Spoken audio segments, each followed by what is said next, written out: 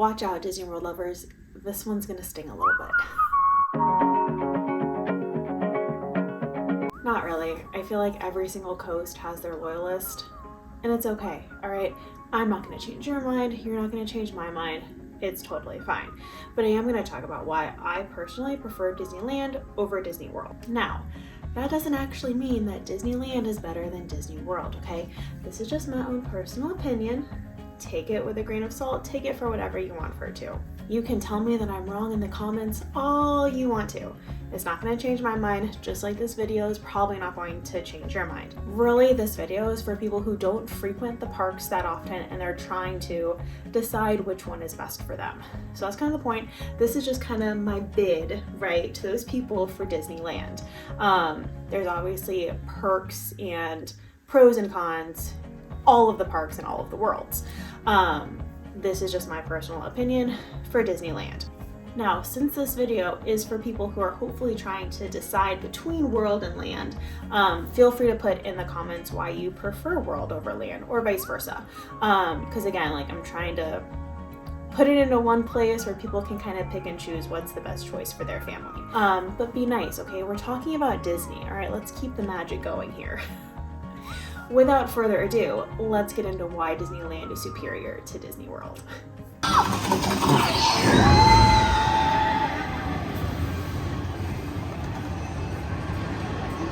All right, reason number one, the food.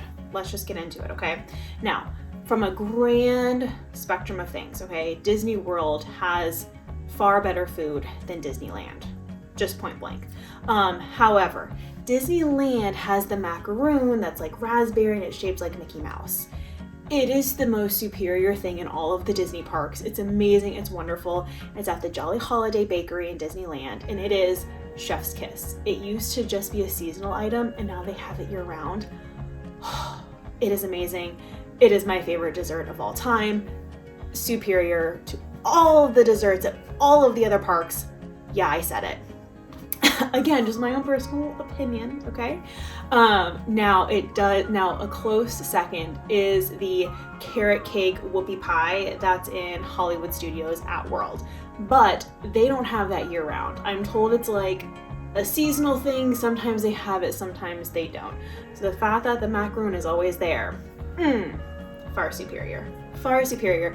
Drop in the comments what your favorite dessert is at whatever the parks are, because I will go to all of them and I will try them because I am a dessert lover. Sticking with food, the Dole Whip line. Not the Dole Whip flavor or anything to do with the actual dessert, just the line to get the Dole Whip. At Disney World, there's no, like you can't place an order on the app and go and grab it. You've got to wait in line. At least whenever I was there over Halloween, you had to wait in line. No.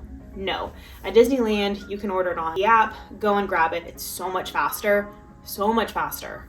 I think at both parks, there's only one place to get it. But yeah, the line experience at Disneyland is better than World. Okay, now let's talk about meeting the characters.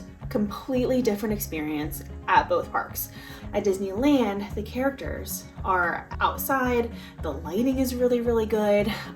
It feels a little bit more of an authentic experience, kind of like way back whenever the characters would just roam around in the parks. Now they're in like set stations and you wait in line. But again, at Disneyland, they're outside. Those photos and the lighting, it's just superior, far superior, okay? At Disney World, you gotta be inside. And I get it, right? Logistically, I get it, okay? Florida's a lot hotter, it rains more, the weather is more of a chaotic experience sometimes. So logistically, I get it, like I get why. But the lighting in those rooms are never good. I don't know why the lighting is never that great. The outdoor lighting at Disneyland, just superior.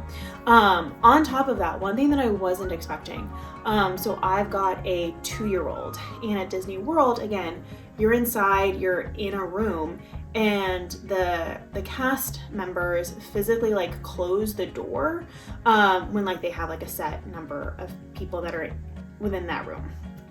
The fact of closing the door freaked my kid out, which I wasn't expecting. Rooms aren't that small. They're actually pretty big and spacious, but we were like the last ones in line, and so my kids saw the door being closed. Anyway, it freaked her out. I wasn't expecting that. Yeah, I like Disneyland. The lighting is just so much better. So much better. That's it. Okay, this one's kind of a halfie. The parades. The parades are far more spectacular and grand at Disney World than at Land. However, at Land, the parade route is significantly shorter and it cuts off less of the park. So at Disneyland, if you want to ride rides instead of seeing a parade, or if you want to avoid a parade for whatever reason, you can, and it's easy. At Disney World, you cannot avoid those unless you're in like Tomorrowland maybe. I had a hard time avoiding the parades, and the whole argument is like, yeah, but like you should see them. They are pretty cool. They're very good parades, I will give you that. I'm not a parade person, so I like to ride rides while other people are sitting and watching. So anyway, yeah, at Disneyland, the parade route is shorter, and it takes up less of the park, so you can avoid it easier. That's just me. Again, that's what works for my family. If your family loves the parades, Disney World is for you, and that's okay. I can accept that. Now we're getting into like physical location, okay? The weather in California, in Southern California specifically, far superior than the humidity in Florida. We went in October, November, again, like right over Halloween time. And that Florida humidity is insane. I hate it. We live in Texas, so like used to some humidity, nothing compares to Florida. I can't stand it. I hate it. Maybe I'm just more sensitive to it than some other people. I hate the humidity, and the weather in California is just always amazing, always great. Not always, but you get it.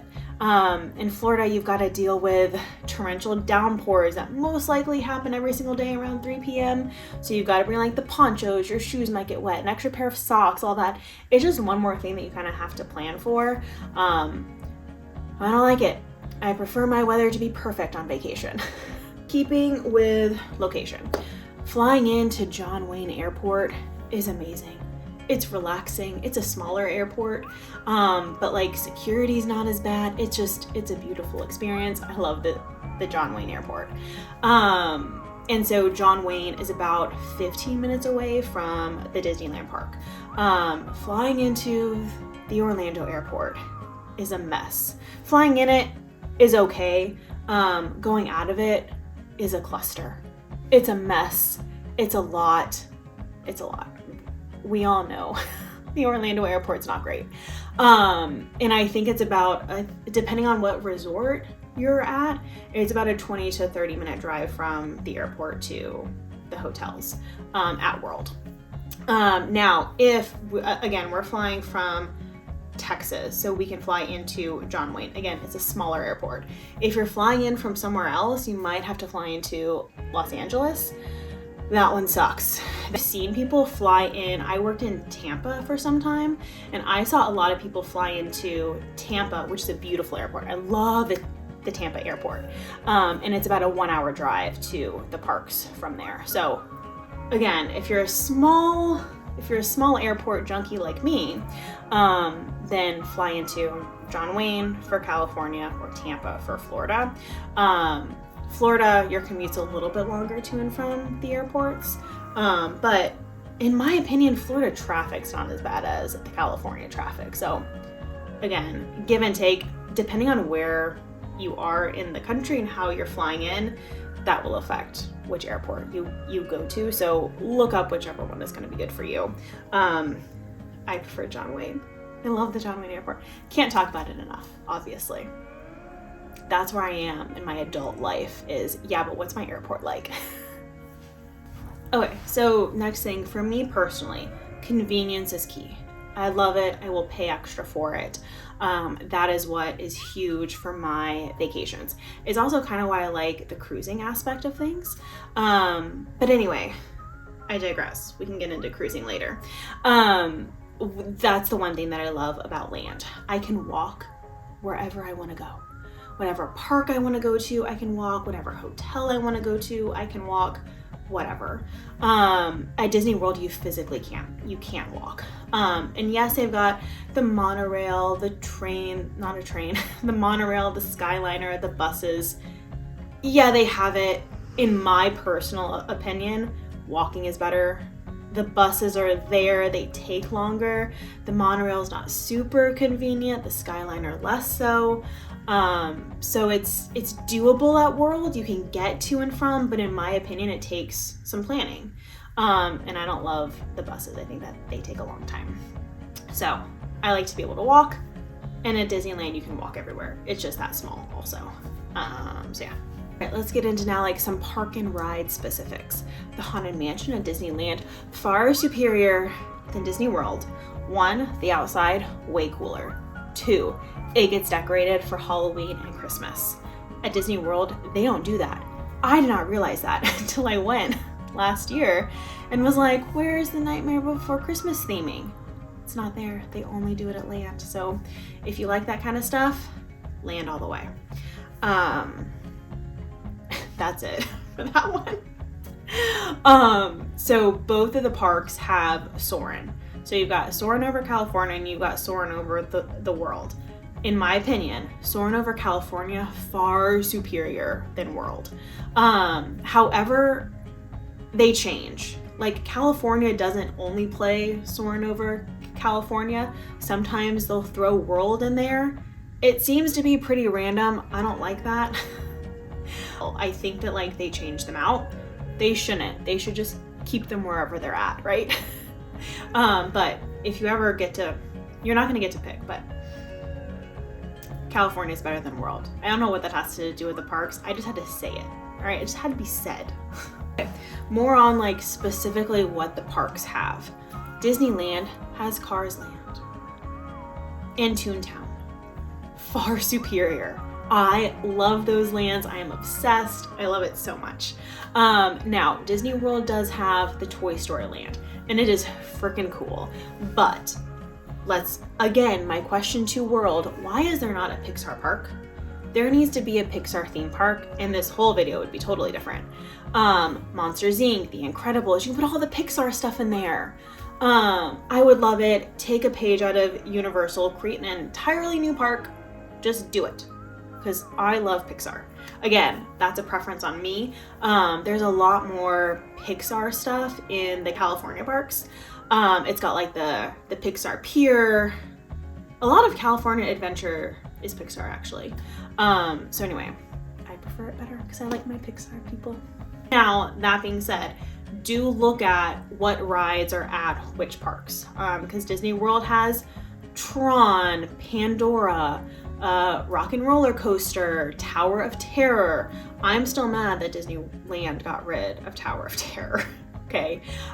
So yeah, look at the different rides per park, and figure out which ones you like more and which ones you really want to ride. Again, I've been to Disneyland 20-ish times, been to Disney World like 5, 6, all in like different stages of life. So like depending on what you want, depends on your ride choices. I like Disneyland better, but that's just me. Okay, let's talk about hotels. Disney World has a crap ton of them, all in various price ranges. Disneyland has 3, and they are all crazy expensive. Crazy expensive, I'm talking like $600 plus per night.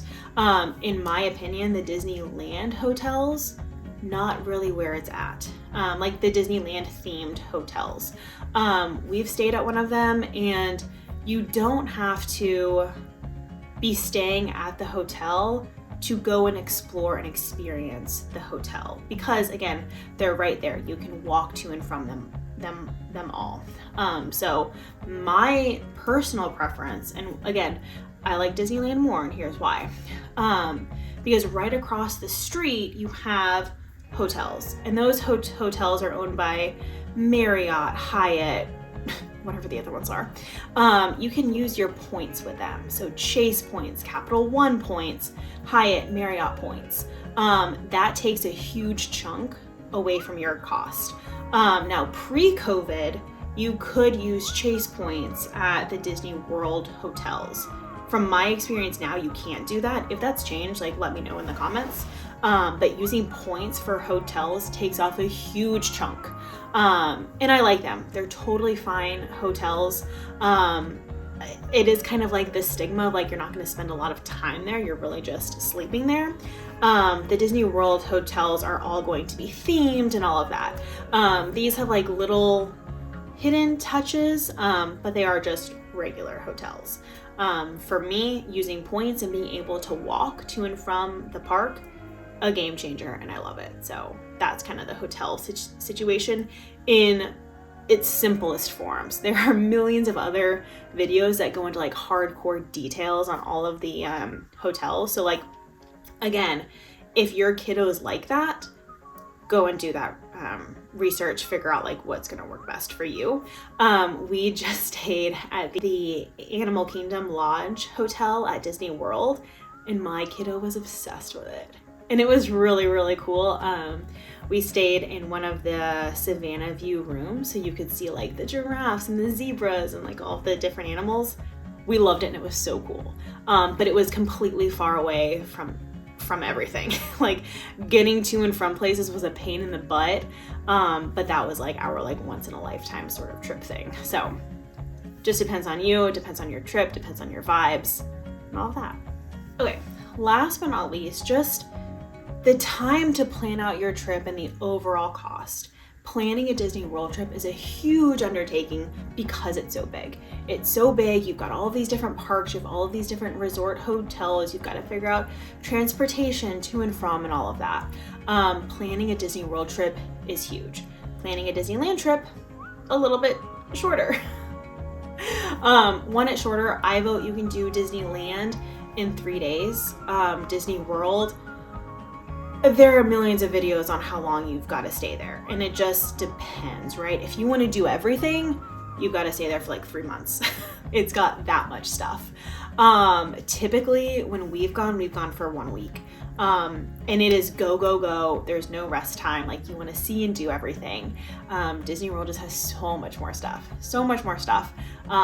It's a bigger undertaking. It's a bigger planning thing. You've got to pay more for it because you've got to stay there longer. And yeah, Disneyland, in my opinion, is a little bit more relaxing and chill.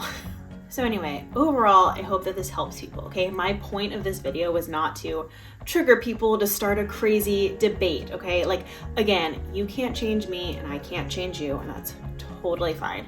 This is just my own personal preferences so that it can help someone who doesn't go to the parks that often. This is why I like it. But again, always do like what's best for you and your family because you want to have the best trip that you can. And if your kid is dead set on riding all of like the roller coasters, Disney World is for them. If you want to have a relaxing walking sessions, Disneyland.